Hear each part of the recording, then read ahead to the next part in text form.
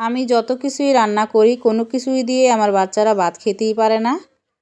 তো আবারও চলে আসলাম নতুন ব্লগ নিয়ে। কি রান্না করব আর কি গল্প করব তাই আপনাদের শেয়ার করতেছি।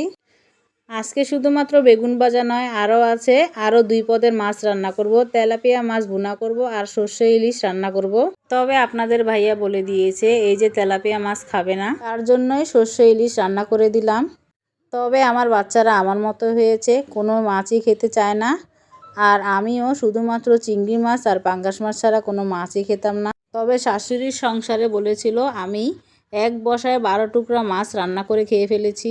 তো যাই হোক, পুরনো দিনের কথা বলতে চাই না, অথচ স্বামীর সংসারে কত পদের মাছ রান্না করতে হয়। আমার স্বামী আবার দেশীয় মাছ ছাড়া খেত না।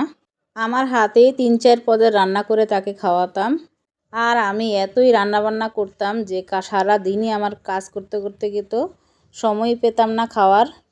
তবে কালের পরিবর্তন হয়েছে, এখন দেশীয় মাছ নেই আর দেশীয় খাবারও নেই। তো অভ্যাস, দেশীয় মাছ ছাড়া আমার হাজব্যান্ড এখনও খায় না, অল্প হলে অল্প। তাই যে ইলিশ মাছ নিয়ে আসলাম। তবে আমার মনে হয় সর্ষ ইলিশটা আমার ভালো হয় না। আমি মনে হয় সর্ষের মাপটা বুঝি না। একদিন না একদিন আমি সর্ষ ইলিশ রান্না করে আপনাদের দেখাবো। এই যে দেখেন, এখন আমি হাত দিয়ে সব কিছু মাখিয়ে দিব। হাই আপুরা ভাইয়ারা, আপনারা কীরকম আছেন? আমি আপনাদের সাবিয়া আপা। আমার ভিডিও যদি আপনাদের ভালো লাগে প্লিজ দয়া করে আমাকে সাবস্ক্রাইব করে দিবেন আর লাইক করে দিবেন। অনুরোধ একটাই রইল, আমাকে কমেন্ট করে বলবেন আমার ভিডিও কীরকম হয়েছে।